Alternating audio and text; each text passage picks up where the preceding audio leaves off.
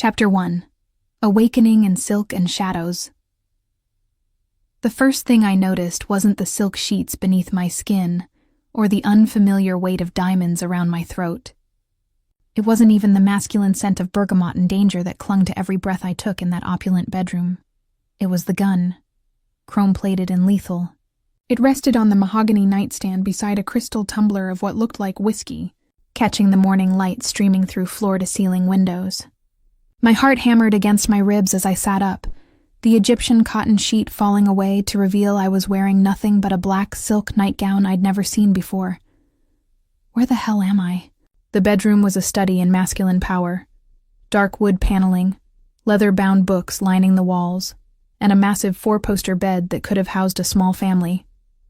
Oil paintings of what looked like Italian countryside hung in ornate frames, and the carpet beneath my bare feet was so thick it felt like walking on clouds. This wasn't my cramped studio apartment above the bakery. This wasn't anywhere I'd ever been. Yesterday had been my 25th birthday. I remembered leaving work early, remembered stopping at the corner bodega for a bottle of cheap wine to celebrate alone, remembered walking down the dimly lit street toward home while texting my sister about our weekend plans. Then, nothing. A sharp knock echoed through the room, making me jump. Before I could answer or hide, the door swung open to reveal a mountain of a man in an expensive black suit. His scarred face was impassive, but his dark eyes swept over me with what might have been respect. "Good morning, Mrs. Salvatore," he said in a gravelly voice that carried the hint of an Italian accent. "The boss is waiting for you in his study, Mrs. Salvatore." "I think you have the wrong person," I managed, pulling the sheet higher. "My name is Elena Martinez, and I have no idea how I got here or—" "With respect, ma'am," the man interrupted, his tone gentle but firm. "You are exactly who we expected you to be. The boss will explain everything." He gestured toward a walk-in closet. "Your clothes are prepared. Breakfast will be served in 20 minutes. He turned to leave, then paused at the doorway. "And Mrs. Salvatore, welcome to the family." The door clicked shut with the finality of a coffin lid. I sat there, trembling, trying to piece together fragments of memory that felt more like dreams. Had someone drugged me? Kidnapped me? The rational part of my mind screamed that I should be looking for an escape route. But something deeper, something I didn't want to acknowledge, whispered that I was safer here than I'd been in a very long time. The closet revealed designer clothes in exactly my size, from silk blouses to leather boots that probably cost more than my monthly rent. I chose the simplest outfit I could find, dark jeans and a cream sweater, and caught my reflection in the full-length mirror. The woman staring back at me looked like Elena Martinez, but different somehow. The diamond necklace I still wore caught the light, and there was something in my eyes I'd never seen before. Not quite fear, not quite excitement, but something hungry and alive that made my stomach flutter. 20 minutes later, the same man, I was beginning to think of him as my guard, led me through a maze of corridors lined with original artwork and fresh flowers. The house felt enormous, all marble floors and vaulted ceilings that echoed our footsteps. Through tall windows, I caught glimpses of manicured gardens and what looked like armed men stationed at regular intervals. What have I gotten myself into? The study doors were heavy mahogany, carved with intricate designs that looked old-world European. My guard knocked twice, waited for a muffled response, then pushed them open. "Mrs. Salvatore," he announced, and I realized he was never going to call me by my real name. The man behind the massive desk looked up from a stack of papers, and the world tilted on its axis. Dark hair swept back from a face that belonged in Renaissance paintings. Sharp cheekbones, a strong jaw shadowed with carefully maintained stubble, and eyes the color of aged whiskey that seemed to see straight through to my soul.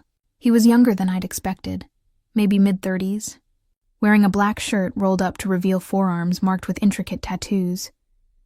But it was his smile that stopped my breath. Slow, predatory, and somehow tender all at once. "Elena," he said, and my name on his lips sounded like a prayer and a threat combined. "Happy birthday, cara mia. I trust you slept well." His voice was velvet over steel, cultured but with an edge that promised violence to anyone who crossed him. When he stood and moved around the desk, I noticed he was tall, well over 6 feet, and moved with the fluid grace of a predator. "I'm sorry, but there's been some mistake," I said, proud that my voice barely shook. "I don't know who you are or what you want, but I need to go home. I have work tomorrow, and people will be looking for me." He stopped just close enough that I could smell his cologne. Expensive, intoxicating, dangerous. His eyes searched my face with an intensity that made heat pool low in my belly despite my fear. "No mistake, Bella," he murmured, reaching out to trace the diamond necklace at my throat with one finger. The touch sent electricity through my entire body. "And no one is looking for you. As far as the world is concerned, Elena Martinez died in a car accident yesterday evening." The room spun. "What?" "My name is Dante Salvatore," he continued, his hand moving to cup my cheek with surprising gentleness. "And as of last night, you belong to me."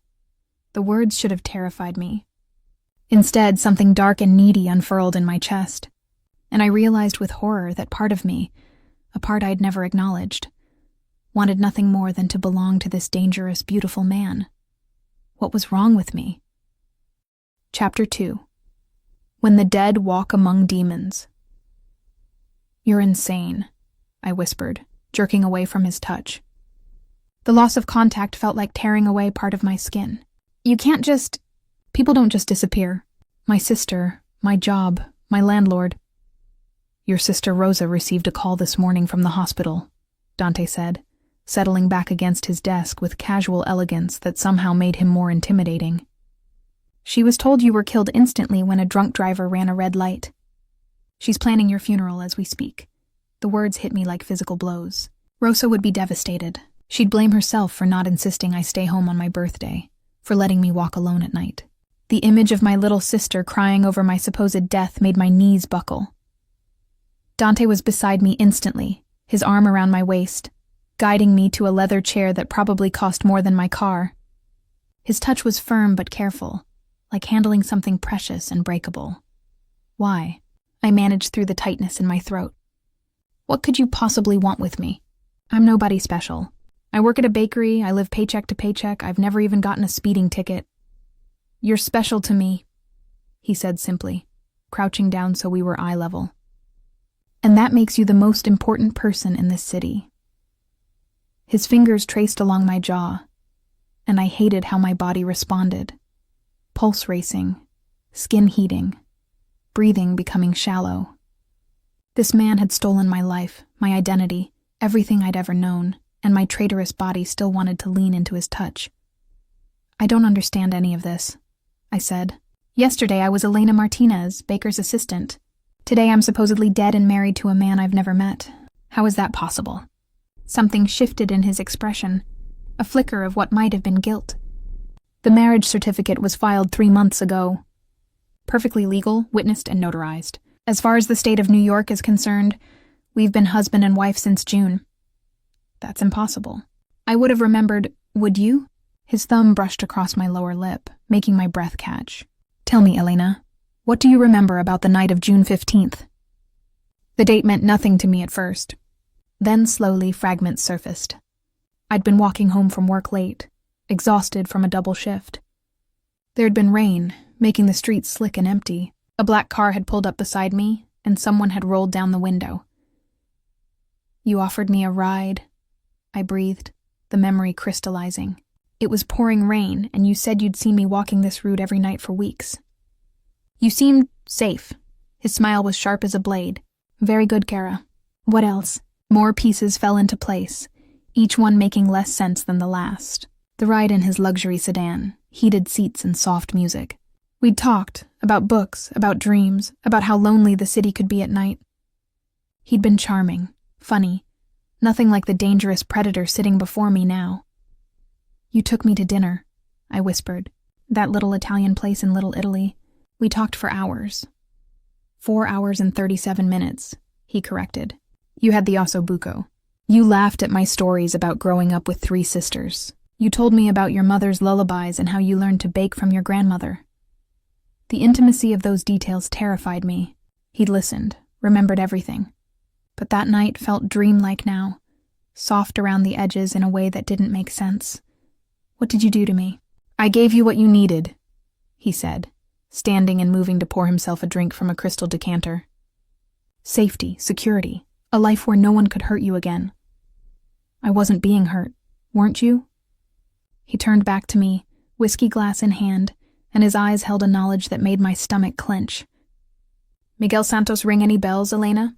The name hit me like ice water. Miguel, my ex-boyfriend who'd become increasingly possessive, increasingly violent.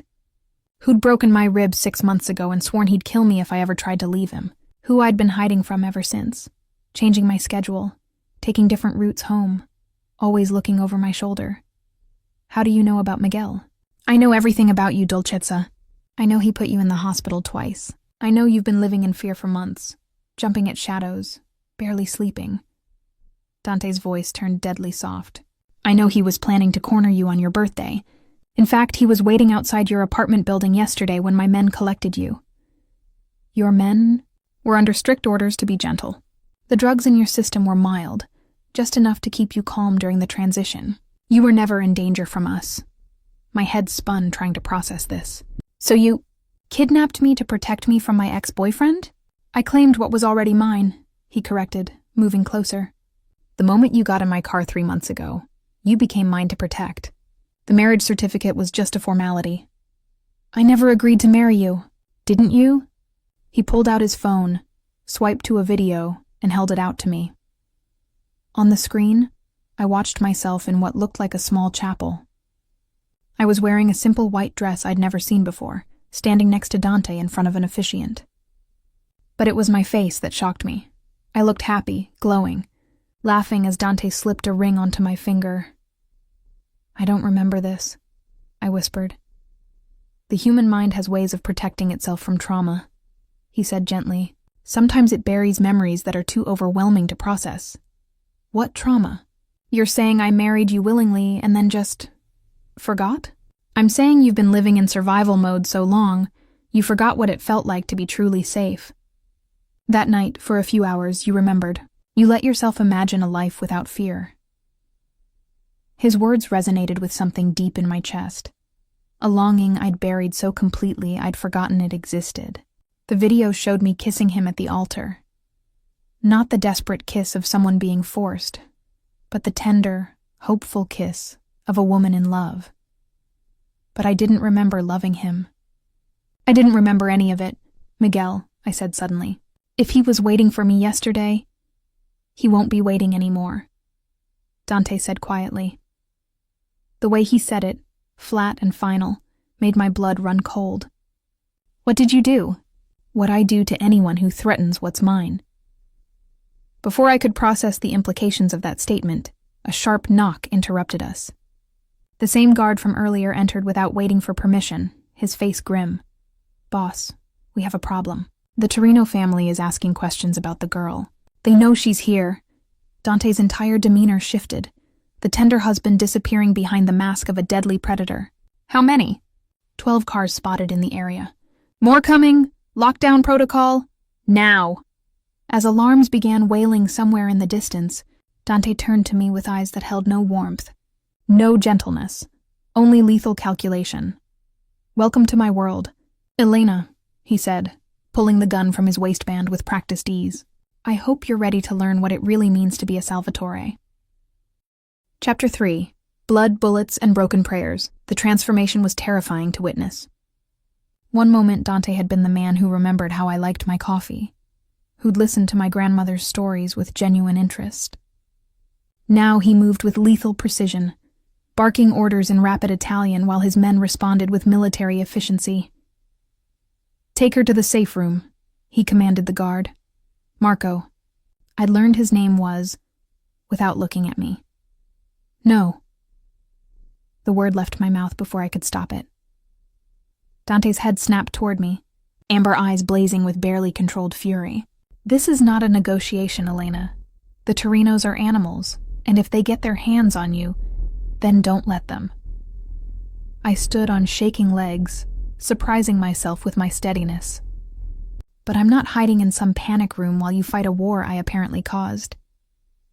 Something flickered across his face. Surprise, maybe even approval. You didn't cause this. The Torinos have been looking for an excuse to move against us for months. You're just the perfect excuse? The perfect target, he corrected grimly. My weakness, visible for everyone to exploit. The words hit deeper than they should have. 3 months of missing memories, and I was already being used as a weapon against him. I'm sorry. His expression softened for just a moment. You have nothing to apologize for, Cara Mia. This is what I chose when I chose you. Another guard burst through the doors. Boss, they're at the gates. Perimeter team is holding, but they've got military-grade equipment. Dante's jaw tightened. How many casualties? None yet, but Johnson took shrapnel. He's bleeding pretty bad. Without hesitation, Dante handed me his gun, the weight of it shocking in my small hands, and started rolling up his sleeves. Where is he? East Wing, sir. But your orders were... My orders were to protect this house and everyone in it. That includes Johnson. Dante's voice carried absolute authority, but I caught something else underneath. Genuine concern for his men. I followed them through corridors I was beginning to recognize, past priceless artwork and fresh flowers that seemed obscene in the context of a battle. The East Wing had been converted into what looked like a medical facility, complete with surgical equipment and monitors that beeped urgently. Johnson was a young man, maybe 25, with kind eyes and blood soaking through the makeshift bandages on his shoulder. He tried to sit up when Dante entered. Boss, I'm fine. Just a scratch. Lie down before you pass out and make my job harder, Dante said, but his tone was gentle as he examined the wound. His hands, which I'd seen handle guns with deadly precision, were steady and careful as he cleaned the injury. You're a doctor? I asked, stepping closer despite Marco's disapproving look. Field medic, Dante replied without looking up. You learn to patch people up quickly in this business. He glanced at me briefly. Elena, there's surgical thread in the cabinet behind you. The blue package. I found it with trembling fingers, watched as he stitched Johnson's shoulder with the same meticulous care I used when decorating wedding cakes. The young man bore the pain stoically, but his face was gray with blood loss. Tell me about your family, Johnson, Dante said conversationally as he worked. Your sister just had a baby, didn't she? Yes, sir. Little girl named Sophia. She's perfect. 10 fingers, 10 toes, screams like a banshee. Johnson's voice was weak but fond. And your mother, how's her treatment going? I watched, fascinated, as Dante kept the young man talking while he cleaned and closed the wound. This wasn't the cold Mafia boss who'd just ordered a lockdown. This was a man who knew his people, who cared about their families, who stayed calm under pressure to save lives. There, Dante said finally, securing the bandage. You'll live to spoil that niece of yours. But you're on desk duty for 2 weeks, no arguments.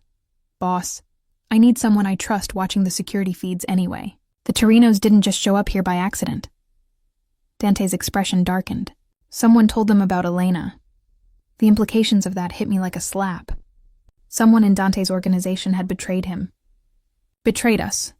An explosion somewhere in the distance made the lights flicker. Dante was on his feet instantly, but he paused to squeeze Johnson's uninjured shoulder. Rest. That's an order. As we left the medical wing, I caught Dante's arm. He turned, eyebrows raised at my boldness in touching him. That was... I struggled for words. You saved his life. It's what leaders do, he said simply. But I saw something vulnerable in his eyes. We protect our own. Is that what I am? One of your own? He studied my face with an intensity that made my knees weak. You're more than that, Elena. You're... Another explosion, closer this time. Cut him off. Plaster dust rained from the ceiling, and emergency lighting bathed the corridor in red. They're inside, Marco reported through his earpiece. South entrance has been breached. Dante's mask slipped back into place, but for a moment I'd seen the man underneath. Someone who carried the weight of protecting dozens of people, who knew their families and their fears, who stayed calm in crisis to save lives. Someone worth trusting. The safe room, Elena. Now. Let me help, I said impulsively.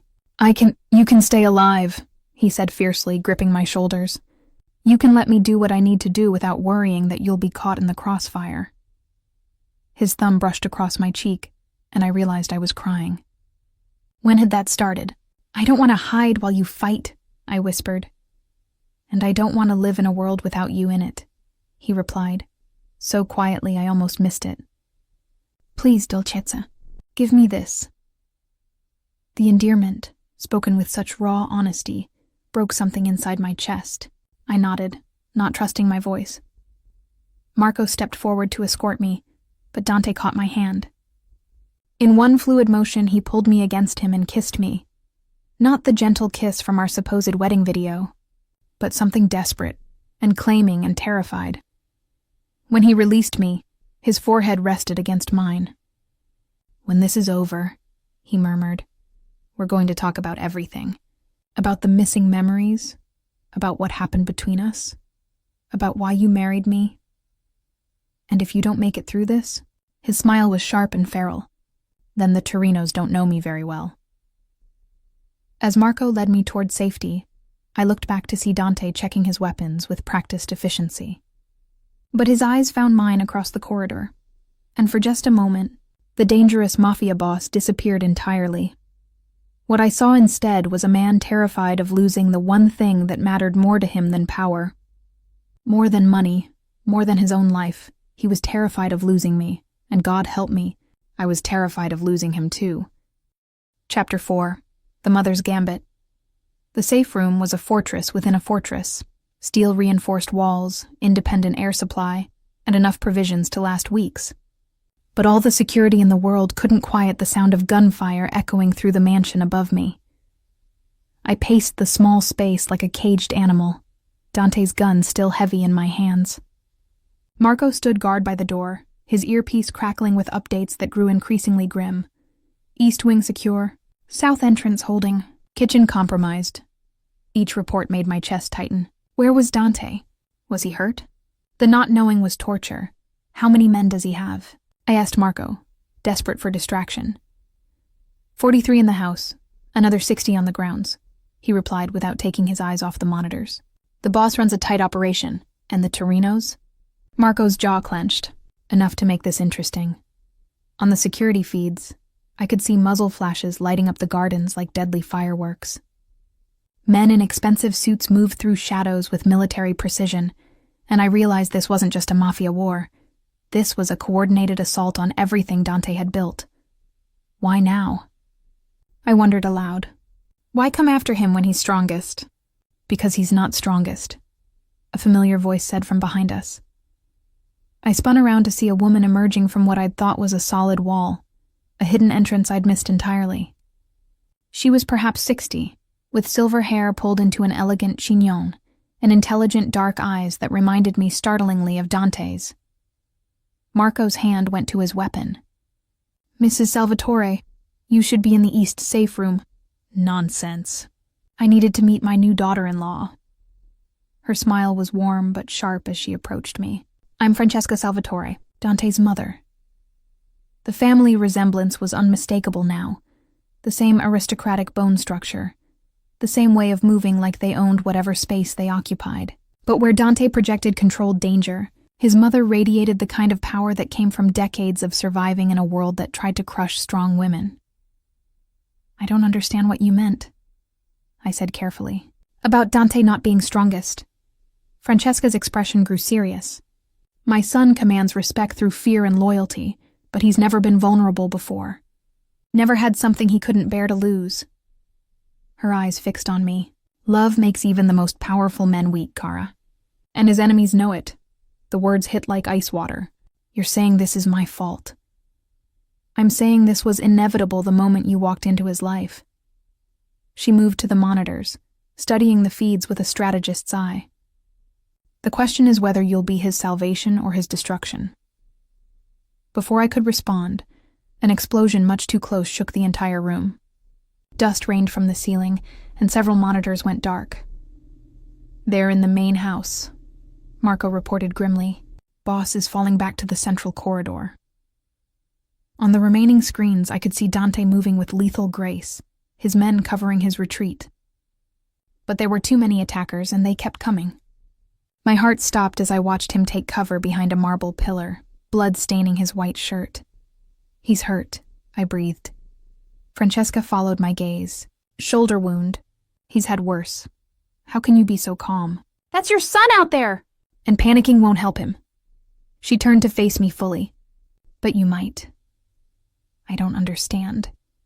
The Torinos didn't just come here to kill Dante, Elena. They came to take you. Alive. Francesca's voice was steady, but I caught the tremor underneath. They want to use you against him, to break him slowly. They think holding his wife will give them power over the Salvatore family. The implications crashed over me. So if I surrender myself, you give them exactly what they want and probably get my son killed in the process, she finished sharply. No, there's another way. Before she could explain, the lights cut out entirely. Emergency power kicked in seconds later, bathing everything in red, but the silence from Marco's earpiece was deafening. Comms are down, he reported. We are blind. Not entirely. Francesca moved to a panel I hadn't noticed, revealing an array of switches and monitors that looked military-grade. Dante doesn't know about this system. I had it installed after his father died. You've been watching him? I've been protecting him. There's a difference. Her fingers flew over the controls, bringing up new camera angles, thermal imaging, and what looked like building schematics. Now, Elena, I need you to listen very carefully. What I'm about to tell you will sound impossible, but it's the only way to save my son. On the thermal display, I could see the heat signatures of at least 30 men moving through the mansion's upper floors. They were systematically sweeping each room, closing in on Dante's position like a noose. There's a tunnel system beneath the house, Francesca continued. Built during Prohibition, updated by my husband, and known only to family. It connects to the wine cellar, the garage, and 3 different exit points. Why are you telling me this? Because you're going to use it to get behind enemy lines. She handed me a small device that looked like a modified phone. This will let you communicate with Dante directly. The Torinos are jamming standard frequencies, but this uses a different bandwidth. I stared at the device, my mind reeling. You want me to go out there? Into a war zone? I want you to remind my son that he's not fighting alone. Francesca's eyes held a steel that explained where Dante had inherited his strength. The Torinos are counting on his desperation to make him reckless. But if he knows you're safe, if he knows you're fighting with him instead of cowering, he'll think strategically instead of emotionally, I finished, understanding dawning. Exactly. She moved to another hidden panel, revealing an arsenal that would have made the military jealous. Can you shoot? My father taught me when I was young, but that was years ago, and it comes back, like riding a bicycle, except the bicycle can kill people. Francesca selected a smaller pistol and handed it to me, along with extra ammunition. Point, squeeze, don't jerk the trigger. And Elena, don't hesitate. The Torinos won't. Marco looked like he wanted to protest, but Francesca silenced him with a look. Your job is to get her to the wine cellar tunnel. After that, she's on her own. The weight of what she was asking hit me fully. She wanted me to crawl through underground tunnels, emerge behind enemy lines, and somehow turn the tide of a battle between trained killers. It was insane. It was also the only chance Dante had. Why? I asked as she led me to another hidden door. Why trust me with this? You don't even know me. Francesca paused, her hand on the release mechanism. I know my son was dying inside before he met you. I know he's fought harder tonight than I've ever seen him fight, because he has something worth protecting. And I know that if you let fear win, we'll lose the best man either of us has ever known. The door slid open silently, revealing a narrow staircase descending into darkness. Go, she said softly. Bring my boy home. As I stepped into the tunnel with Marco behind me, I heard her whisper words that chilled my blood. And pray the Torinos don't know about the explosives they're standing on. Chapter 5. Love letters written in gunpowder. The tunnels were a labyrinth of brick and shadow, older than the mansion above and carved with the desperation of men who'd needed to disappear quickly. My footsteps echoed despite my attempts at stealth, and the weight of the pistol in my hand felt like carrying liquid fear. Marco moved ahead of me with practiced silence, leading us through turns that seemed to spiral deeper into the earth. The air grew thicker, heavy with the scent of aged wine and something else. Gunpowder, maybe, or the metallic tang of old blood. How much further? I whispered. Wine cellars just ahead. From there, you'll take the north passage to the kitchen service entrance. Marco's voice was grim. That's where I leave you. The communication device Francesca had given me suddenly crackled to life. Static filled the tunnel, then cleared to reveal Dante's voice, strained, breathless, but alive. Mother, if you can hear this, the East Wing is compromised. They're using military-grade equipment, and someone gave them our security codes. I pressed the transmit button with shaking fingers. Dante, it's Elena. The silence that followed stretched so long I thought the connection had died. Then, Dolcezza, what the hell are you doing on this channel? You should be in the safe room. Your mother has other plans.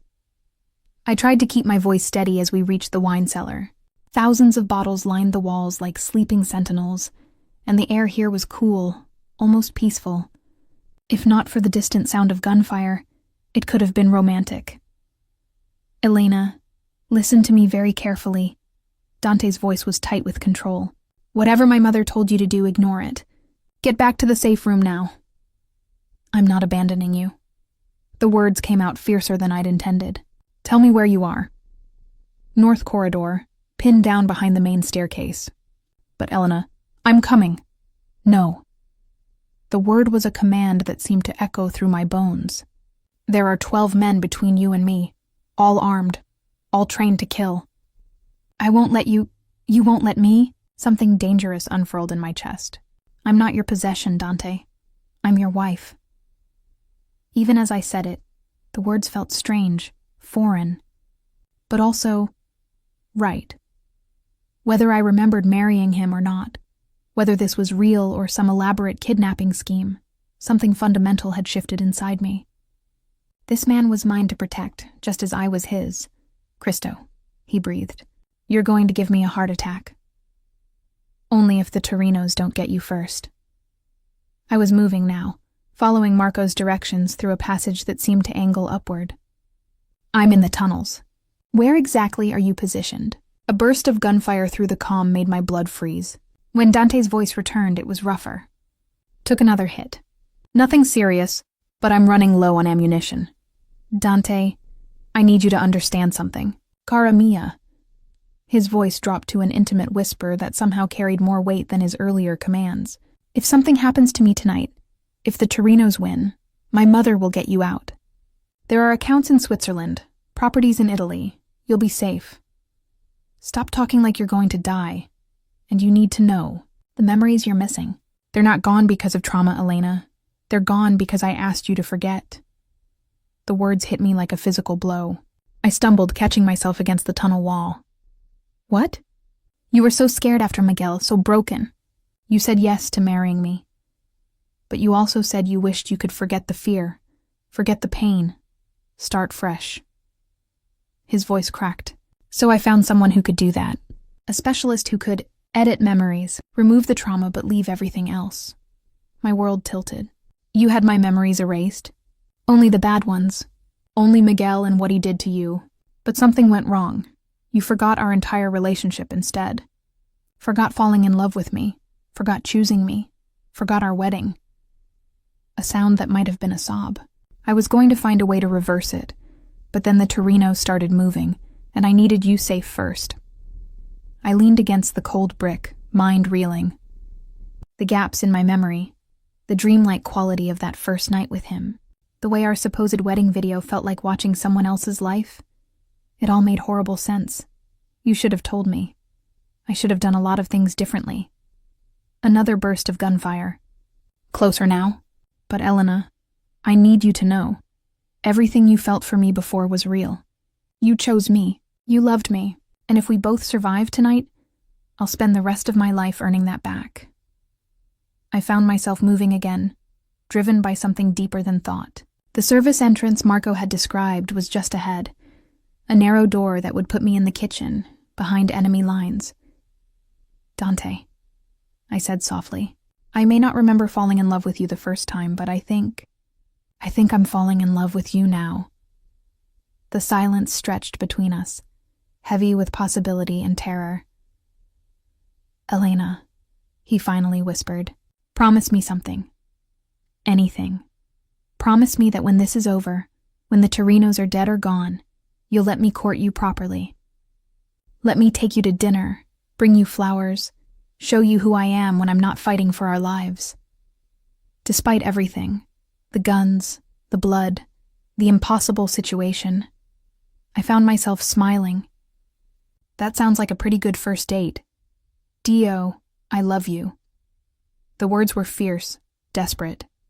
I love your courage, your stubbornness, the way you're probably about to do something incredibly dangerous against my direct orders. You know me so well, I murmured, reaching for the service door handle. Elena, wait. Before you go up there, his voice gentled. There's something else you should know. About the explosives my mother mentioned. My hand froze on the handle. What about them? She's not bluffing. The entire mansion is wired to blow if things go badly. There's a dead man's switch in her safe room. If her heartbeat stops, if she doesn't check in every hour, the whole place goes up. With you in it? With all of us in it. She's protecting the family secrets, the ledgers, everything that could destroy our allies if it fell into enemy hands. His voice was steady, accepting. It's what a good capo does. The weight of that knowledge settled on my shoulders like a lead blanket. Francesca wasn't just willing to sacrifice herself to save her son. She was willing to sacrifice everyone, including me, to protect what remained of their empire. Dante, I said, pushing open the service door to reveal the mansion's kitchen in chaos. Overturned tables, broken glass, and the acrid smell of smoke. I'm coming for you. I know you are, Dolcezza. I'll be waiting. As I stepped into the war zone above, I heard him add quietly, Try not to get yourself killed before I can marry you again. Chapter 6. The Devil's Nephew and Stolen Memories. The kitchen looked like a tornado had torn through it.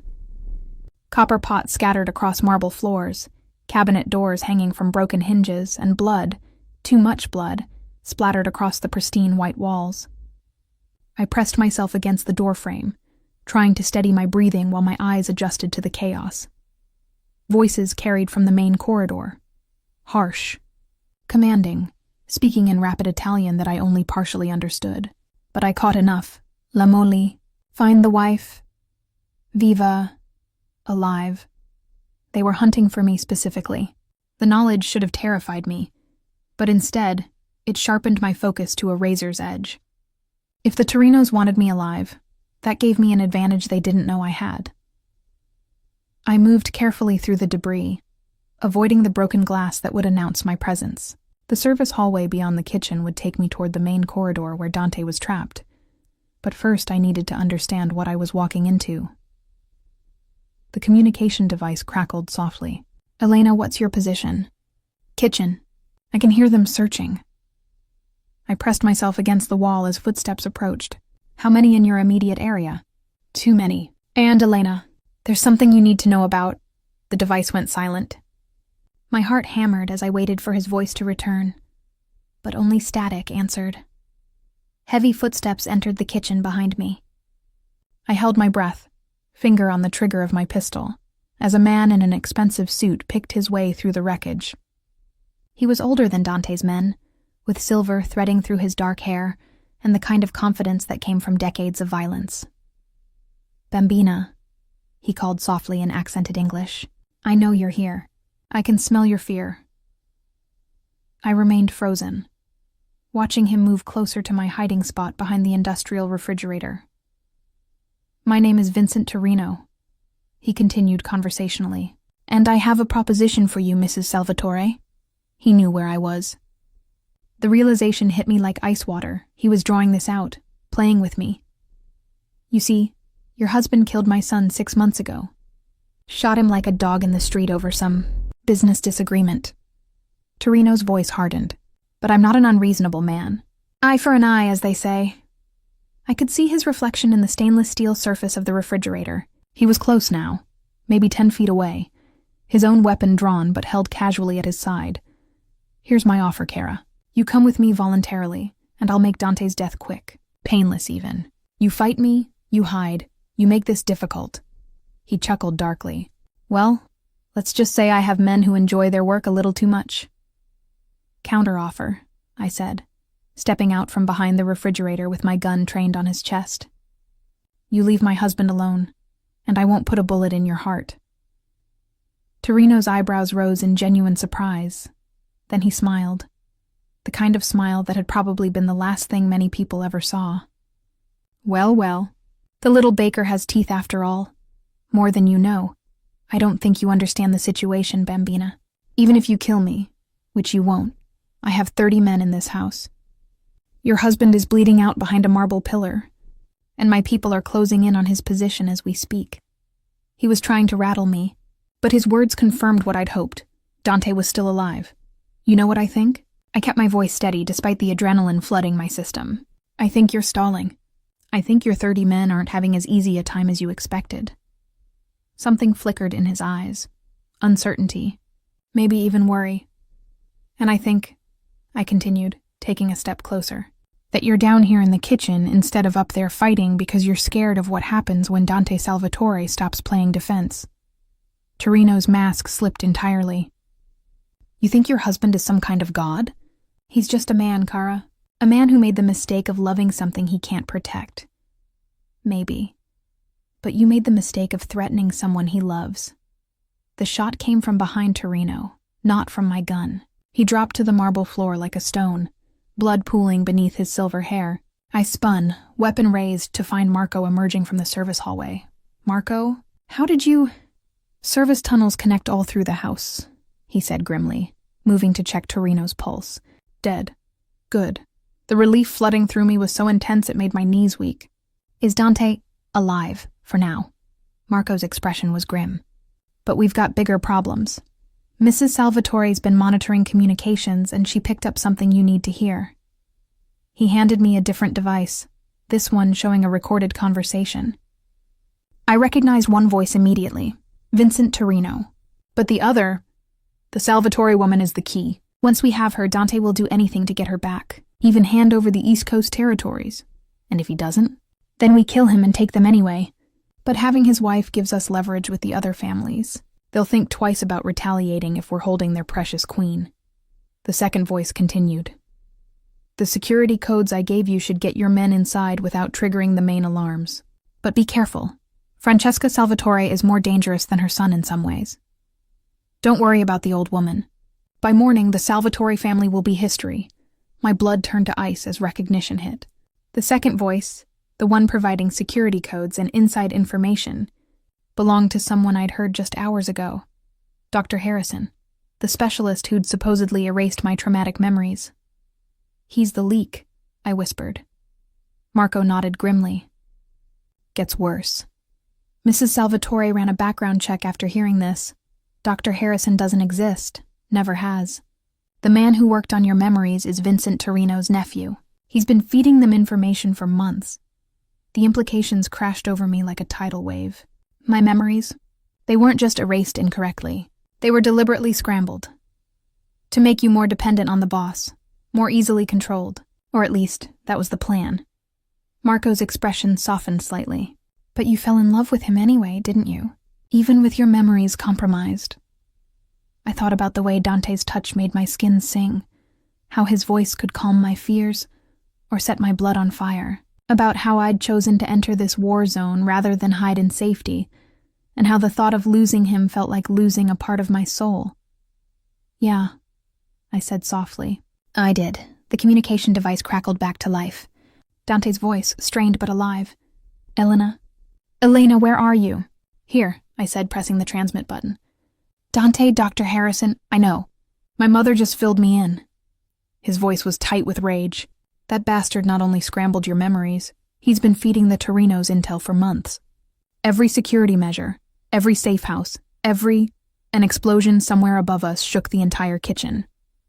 Dust rained from the ceiling, and several more windows shattered. What was that?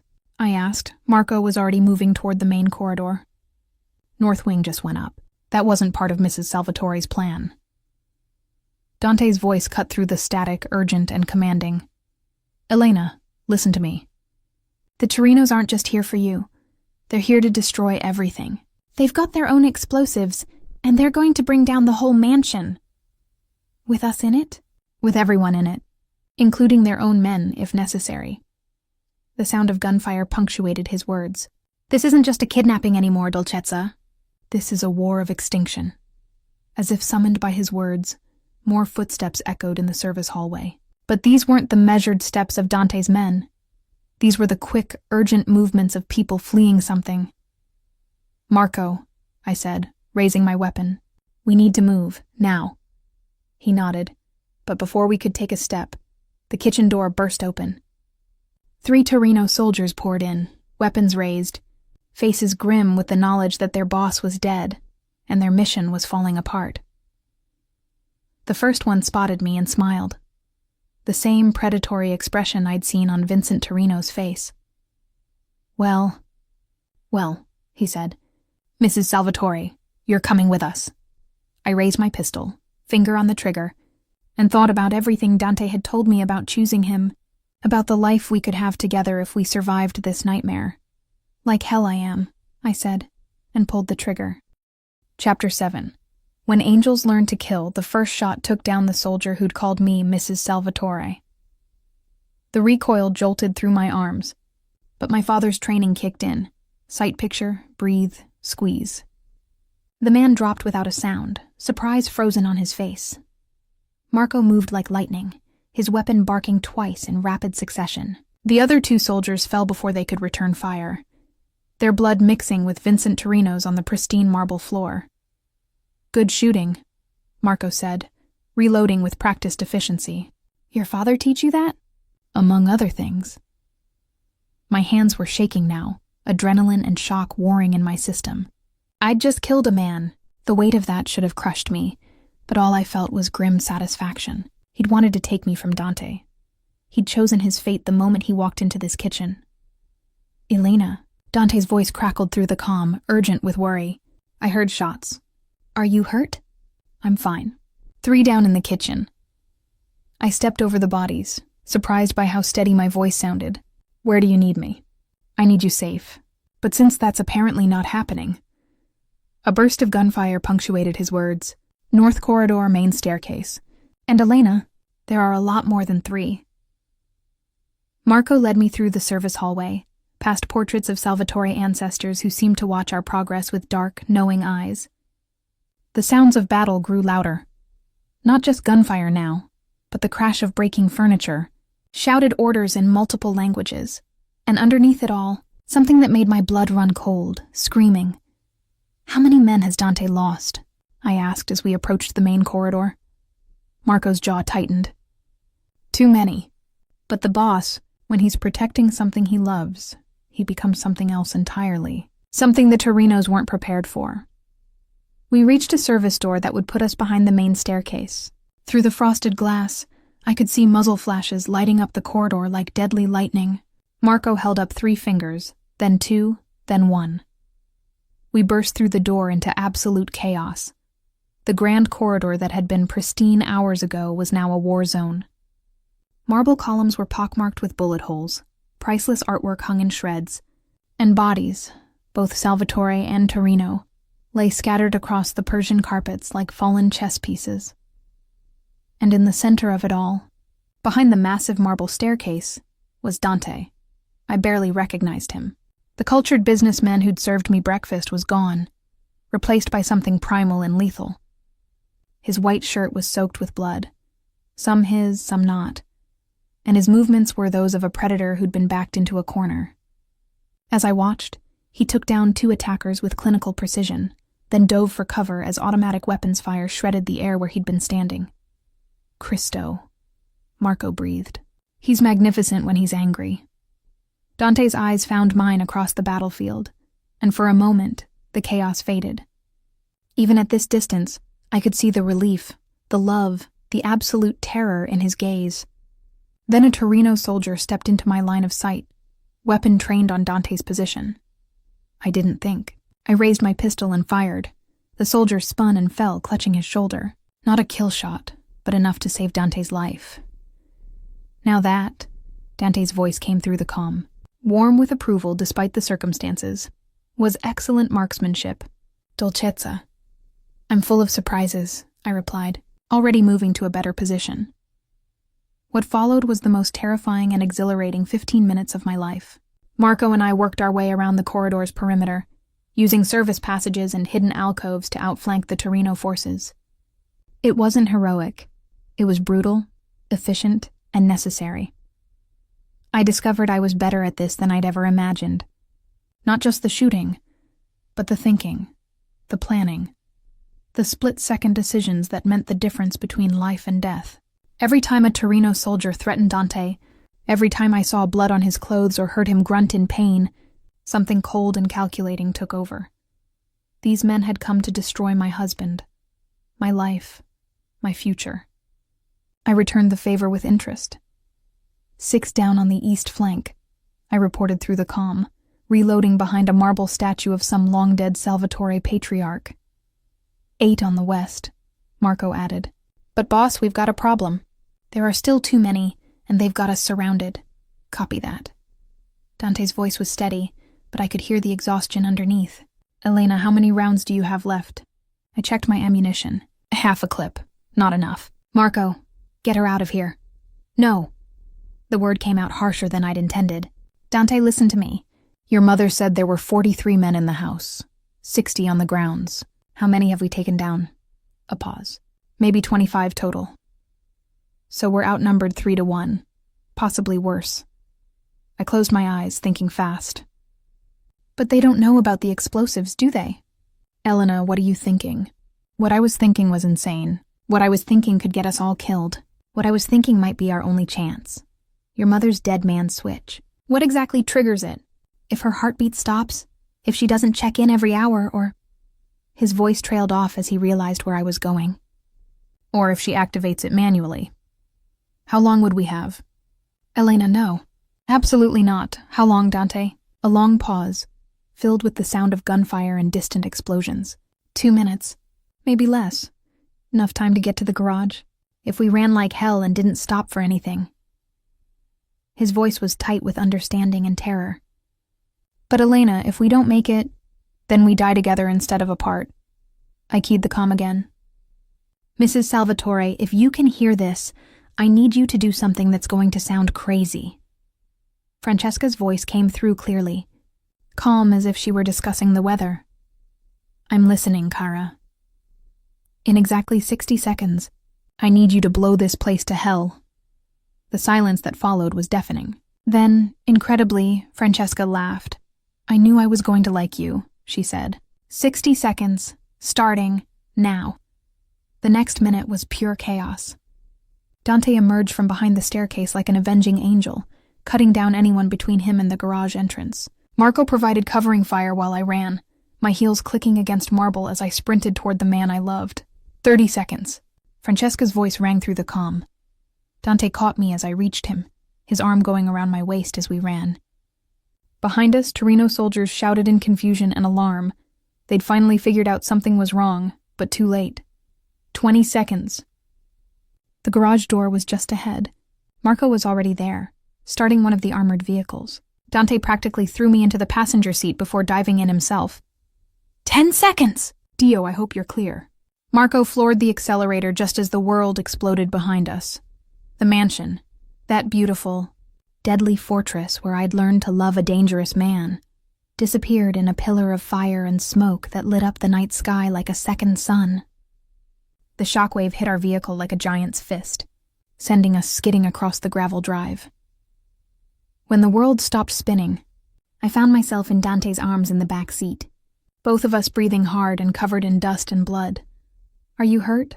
He asked, his hands running over me with desperate efficiency. I'm fine. You? I'll live. He pulled me closer, burying his face in my hair. Elena, what you did back there. You saved us all. Through the rear window, I could see the mansion burning. Somewhere in that inferno lay the bodies of Vincent Torino and his men, along with any evidence of the Salvatore family's business dealings. Your mother? I asked quietly. Safe. She had her own escape route. His arms tightened around me. She always does. As we drove into the night, leaving the flames behind us, I realized that everything had changed.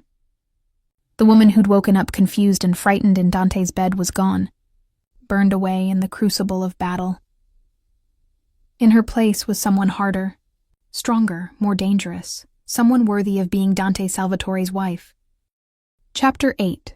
Choosing darkness over daylight, the safe house was nothing like the mansion, a modest cabin hidden in the Catskill Mountains, surrounded by dense forest and the kind of silence that made city dwellers nervous. But it had running water, a generator, and most importantly, no bullet holes in the walls. I stood at the kitchen window, watching dawn paint the mountains gold while coffee brewed behind me. My reflection in the glass showed a stranger. Hair tangled with dust and debris, clothes torn and blood-stained, eyes that held knowledge I'd never wanted to possess. I'd killed 3 men last night. The thought should have horrified me, but all I felt was a hollow satisfaction. They'd threatened Dante, threatened our future. They'd chosen their fate. "You're awake early," Dante's voice came from behind me, rough with exhaustion and something deeper. I turned to find him leaning against the doorframe, shirtless, with fresh bandages covering the worst of his wounds. Even injured, even exhausted, he moved with that predatory grace that made my pulse quicken. "Couldn't sleep," I admitted. "Too much adrenaline, I think." He moved closer, stopping just outside my personal space, close enough to touch, but giving me the choice. "Always giving me the choice, even now. Regrets?" he asked quietly. I considered the question seriously. Did I regret the violence, the blood, the way I'd felt coldly satisfied watching my enemies fall? Did I regret choosing to fight beside him instead of cowering in safety? "No," I said finally. "Should I?" His smile was soft, almost sad. "Most people would." "I'm not most people." "Apparently." "No," he agreed, reaching out to trace a smudge of dirt on my cheek with gentle fingers. "You're extraordinary. You're dangerous. You're—" He paused, searching for words. "You're exactly who I fell in love with the first time." The touch of his skin against mine sent electricity through my entire body. After everything we'd been through, after seeing him at his most lethal and protective, the attraction between us had evolved into something deeper. Something that felt like gravity, inescapable, fundamental, necessary. "Dante," I said softly, "what happens now?" His hand stilled against my face. "That depends on you, Dolcezza. On what you choose. What are my options?" He stepped back, running a hand through his dark hair. "My mother has already arranged new identities for both of us. Clean papers, offshore accounts, properties in countries without extradition treaties. We could disappear, start over somewhere safe. And the other option. We go back, rebuild what was destroyed, take over the territories the Torinos left vacant." His eyes met mine, unflinching in their honesty. "But Elena, you need to understand what that means. More nights like last night. More enemies, more violence. A life where people will always be trying to hurt you to get to me."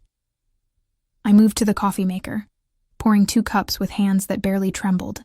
The domestic normalcy felt surreal after the night we'd had. "What do you want?" I asked, handing him a mug. "I want you safe," he said immediately. "I want you happy. I want to take you somewhere beautiful and spend the rest of my life making you forget that men like Vincent Torino exist." "That's not what I asked." He was quiet for a long moment, staring into his coffee like it held answers. "I want to rebuild. Not just the business, but something better. Something worthy of the woman you've become." He looked up at me. "I want to create an empire I can be proud to leave to our children. Our children." The words hit me like a physical blow, conjuring images I hadn't dared to imagine. A little girl with Dante's eyes. A boy with his father's protective instincts. A family built on love and violence in equal measure. And if I choose safety? If I ask you to walk away from all of this, then we leave tonight and never look back. His voice was steady, certain. "Elena, I need you to know. You are more important to me than power, than money, than revenge. More important than anything." I believed him. That was the terrifying part. I believed every word. "There's something else you should know," I said, setting down my coffee with careful precision. "About last night, about the fighting. Elena, I was good at it." The words came out in a rush. Not just the shooting, but the thinking, the strategy, the way it felt to protect you. I was good at it. And I liked it. His eyes darkened with something that might have been pride or desire or both. I know. Most women would be traumatized. They'd need therapy, medication, years to recover from what I did last night. You're not most women. No, I'm not. I moved closer to him, close enough to see the flecks of gold in his amber eyes. I'm the kind of woman who falls in love with a dangerous man, who chooses to fight beside him instead of hiding behind him, who looks at a burned mansion full of bodies and feels satisfied instead of guilty. Elena, his voice was rough, desperate. I'm the kind of woman who belongs in your world, Dante. Not despite the violence, but because of how I handle it. He set down his coffee mug and reached for me, his hands framing my face with reverent care. Are you saying... I'm saying I choose you. I choose us. I choose to rebuild something worthy of the name Salvatore. I smiled, feeling more certain than I had about anything in my life. But I have conditions. His eyebrows rose. Conditions? I'm not just your wife or your weakness to be protected. I'm your partner, equal voice in decisions, equal role in building whatever comes next. Done. And I want that proper courtship you promised. Flowers, dinner dates, the whole thing. Just because we're building a criminal empire doesn't mean we can't be romantic about it. His laugh was pure joy, transforming his face from dangerous predator to the man I'd fallen in love with. Anything else? Just one more thing. I stood on my toes, bringing my lips close to his ear. Next time someone threatens our family, I want to be the one who kills them. The sound he made was half laugh, half groan, all desire. His arms went around me, pulling me against him with desperate hunger. Dio, I love you, he murmured against my throat. I love your strength, your darkness, your absolutely terrifying competence with firearms. Show me, I whispered. He did, right there in the kitchen of that modest safe house, with dawn light streaming through the windows and the taste of violence still on our tongues. He showed me exactly how much he loved the woman I'd chosen to become. Later, much later, as we lay tangled together on the narrow cabin bed, I traced the tattoos on his chest and thought about the future we were choosing. It wouldn't be safe. It wouldn't be conventional. It would be dangerous and difficult and absolutely perfect. Elena, Dante said softly, his fingers combing through my hair. Are you sure? Really sure? Because once we go back, once we start rebuilding, there's no going back, I finished. I know. And you're not afraid? I thought about that seriously. Was I afraid? Of the violence, the enemies, the constant danger that would shadow our lives? Yes, I said honestly. But I'm more afraid of who I'd become without you, of living a safe, boring life and wondering what we could have built together. His arms tightened around me. Then we'll build something magnificent, cara mia. Something worthy of our children's children. Promise me something, I said, lifting my head to meet his eyes. Anything. Promise me that no matter how powerful we become, no matter how many enemies we face, you'll never stop looking at me the way you're looking at me right now. His smile was soft, tender, and absolutely devastating. Like you're the most beautiful and dangerous thing I've ever seen? Exactly like that. That's an easy promise to make, Dolcezza, because that's exactly what you are. As sleep finally claimed us, I dreamed not of the violence we'd left behind, but of the empire we would build together, beautiful, terrible, and absolutely ours. Chapter 9. Betrayal Tastes Like Blood and Brass. 3 weeks later, I stood in the penthouse of a Manhattan high-rise, watching the city spread out below like a chessboard waiting for our next move. The view was intoxicating. Millions of people going about their lives, unaware that the balance of power in their world had shifted forever. Behind me, Dante's voice carried the authority of a man born to command as he spoke with the heads of the 5 remaining families. The Torino territories were ripe for division, and every player in the city wanted their piece. Mrs. Salvatore. I turned to find Carmine Benedetti approaching, his weathered face respectful but wary. At 72, he was the oldest of the family heads, a man who'd survived 6 decades in this business by being very careful about who he underestimated. Mr. Benedetti, I replied, extending my hand. His handshake was firm, testing, the way men greeted each other in this world. Good. I had no intention of being dismissed as just another Mafia wife. I have to say, what you did 3 weeks ago, it was impressive. And terrifying. His smile held genuine admiration. Vincent Torino thought he was hunting a lamb. Instead, he found a lioness. The lamb was an illusion, I said quietly. The lioness was always there, waiting for the right moment to show her teeth. Indeed. He studied me with calculating eyes. Dante is a lucky man, but luck can be dangerous in our world. It makes men overconfident. Before I could respond, Dante's voice cut through the room like a blade. Gentlemen, we have a problem. The temperature in the penthouse seemed to drop 10 degrees. Marco stood beside my husband, holding a tablet that displayed what looked like surveillance footage.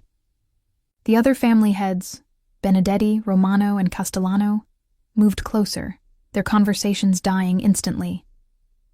What kind of problem? Romano asked, his thick Brooklyn accent making the words sound like a threat. The kind that involves federal agents, RICO charges, and 20 years to life, Dante replied grimly. Show them, Marco. The tablet's screen filled with images that made my blood run cold. FBI surveillance photos of our safe house in the mountains, license plates from the cars we'd used during our escape. Worse, photos of us entering this very building an hour ago. Someone's been feeding information to the feds, Marco said quietly. Same pattern as before, but this time it's not the Torinos they're working with. The silence in the room was deafening. 5 of the most dangerous men in New York stood frozen, each calculating threats, alliances, and escape routes. But my mind was working differently, processing details others had missed. The timestamps, I said, moving closer to examine the tablet. Look at the timestamps on these photos. Dante's eyes met mine, understanding flickering there. He'd taught me to think like this, to see patterns, connections, the threads that bound conspiracies together. What about them?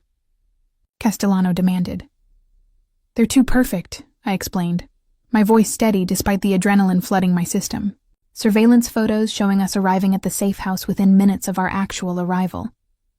Photos of us leaving for the city taken from an angle that captured both our faces clearly. This isn't surveillance, it's documentation. Meaning? Benedetti's voice was sharp with interest. Meaning someone wanted these photos to exist, Dante said, his tone deadly quiet. Someone who knew exactly where we'd be and when.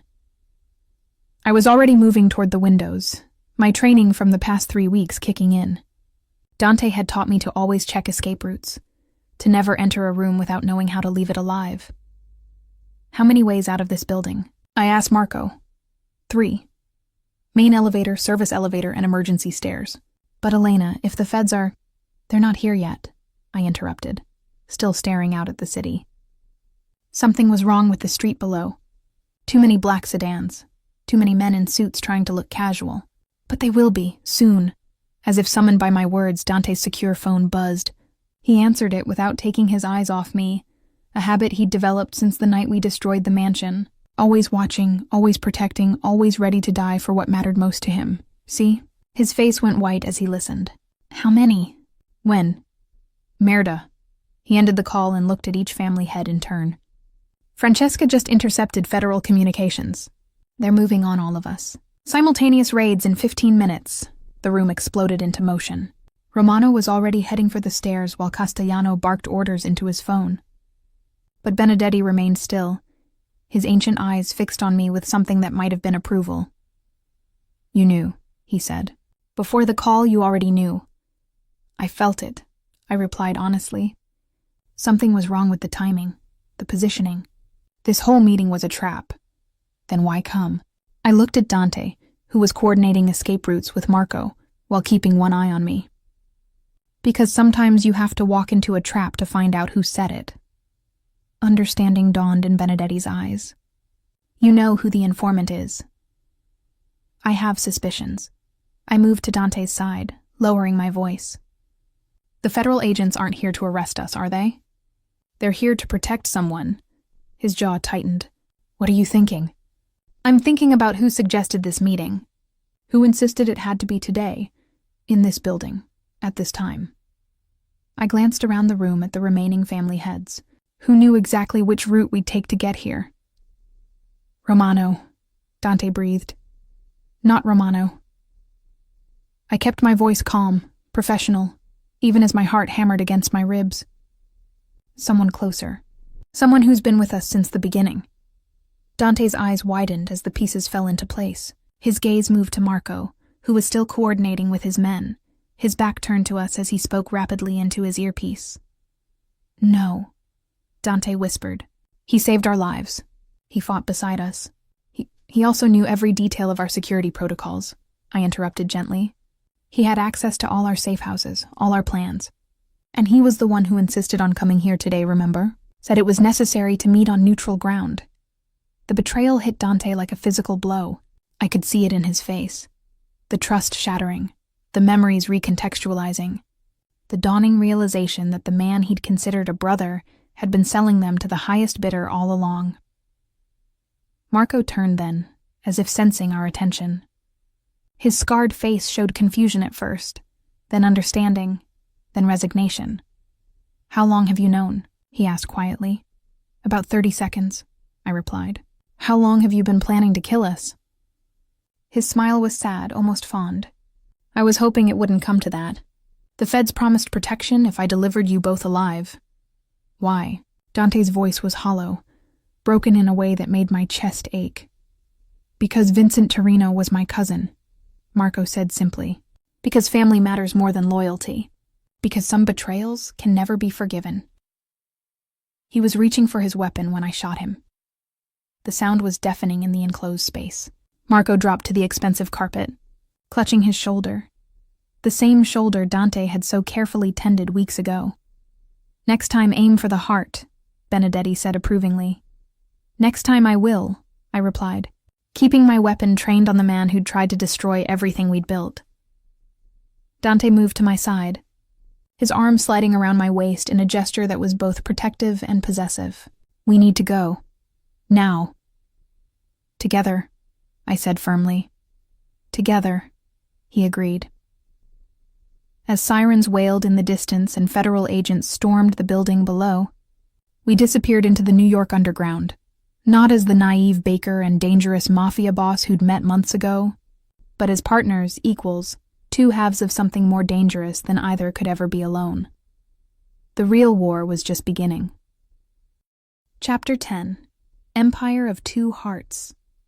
6 months later, I stood in the garden of our new estate in the Hamptons, watching Dante teach his nephew how to throw a proper punch. The boy, Romano's son, whose father had died in the federal raids, absorbed every word with the intensity of someone who understood that knowledge meant survival. Higher guard. Nico, I called out, adjusting the brim of my sun hat. Your uncle's going to take your head off if you drop your left hand again. The boy grinned and corrected his stance. At 12, he already had the Romano jaw and the kind of sharp intelligence that would serve him well in the family business, or help him escape it entirely. If that's what he chose. Better, Dante said approvingly. Now the most important lesson, when do you fight? When there's no other choice, Nico recited. When someone threatens family. When walking away means losing something you can't live without. Good. And when do you kill? When someone tries to take what's mine and won't listen to reason. I smiled at the familiar words. Dante had been teaching me the same principles, though my education had been considerably more hands-on. The federal raids had scattered the 5 families, but those who survived had emerged stronger, more careful, more united under the Salvatore name. My phone buzzed with a message from Francesca, who was handling business in Rome, all contracts signed. The Mediterranean routes are ours. Then a moment later, when are you giving me grandchildren? I laughed, typing back. When your son stops treating me like I might break if he looks at me wrong. It wasn't entirely true. The protective intensity had faded somewhat as I'd proven myself again and again in the months since the federal raids. But Dante still watched me like I was the most precious and dangerous thing in his world, which I supposed I was. Elena, Dante called. Come settle an argument. Nico thinks he's ready to sit in on business meetings. I rose from my chair, smoothing down the sundress that hid the Glock strapped to my thigh. Image management was crucial in our new life. We appeared to be nothing more than a wealthy couple who'd made smart investments and chose to live quietly. The reality was considerably more complex. What kind of business meetings? I asked Nico seriously. The legitimate ones, he said quickly. Uncle Dante explained about compartmentalization. I understand I'm not ready for the other kind, smart boy. And why do you want to attend the legitimate meetings? Because someday this will all be mine, and I need to understand how it works. All of it. The clean money and the dirty money, and how they become the same thing. His young face was grave with understanding beyond his years, and because I want to be useful, not just protected. I exchanged a look with Dante. We'd had similar conversations about our own roles, about the balance between protection and partnership. The boy was asking for what I'd demanded, to be treated as an asset, not a liability. One meeting, I decided. You sit, you listen, you don't speak unless asked a direct question. And if anything happens, anything at all, you do exactly what we tell you without argument. Nico's face lit up with triumph. Thank you, Aunt Elena. The title still felt strange, but in a good way. I'd never imagined having a family beyond my sister Rosa, who believed I was dead and would continue believing it for her own safety. This strange, dangerous clan I'd married into was my family now, bound by loyalty and blood and the kind of love that showed itself through violence when necessary. Go wash up, Dante told Nico. The Petrov representatives will be here in an hour.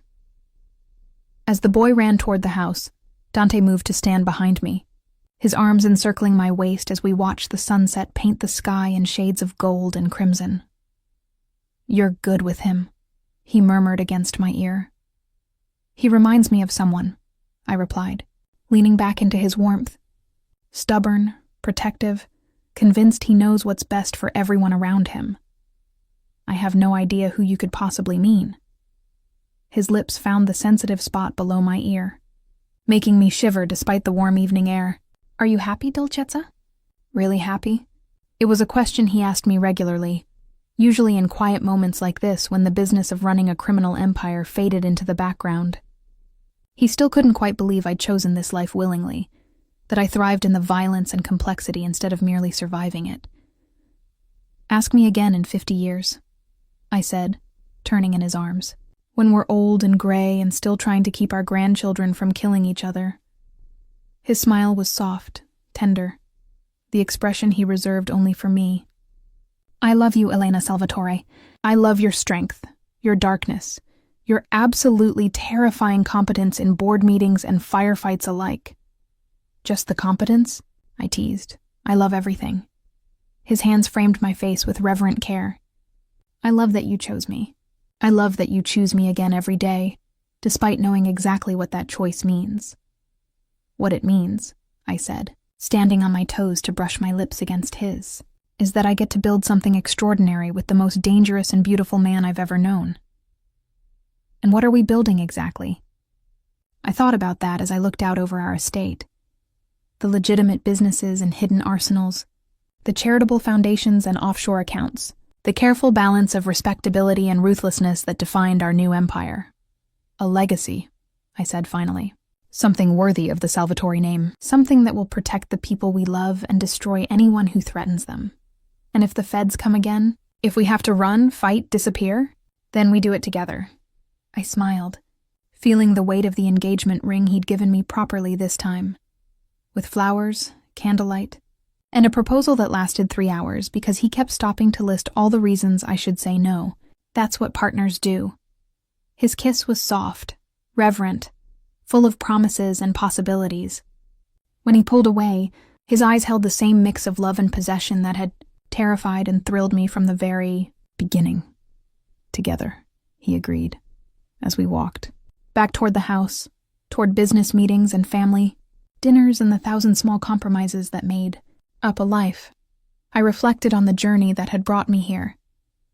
A year ago, I'd been Elena Martinez, Baker's assistant, living in fear and calling it safety. Now I was Elena Salvatore, partner in an empire built on love and violence in equal measure. I was a woman who could negotiate multi-million-dollar deals in the morning and eliminate threats to my family in the evening. I was exactly who I was meant to be. The woman who'd woken up confused in a mafia boss's bed was gone, replaced by someone stronger, more dangerous, infinitely more alive. I'd found my place in the darkness, and I'd found the man worth sharing it with. And as Dante's hand found mine, and our fingers intertwined, I knew with absolute certainty that this was just the beginning of our story. After all, empires weren't built in a day, but they were built to last forever.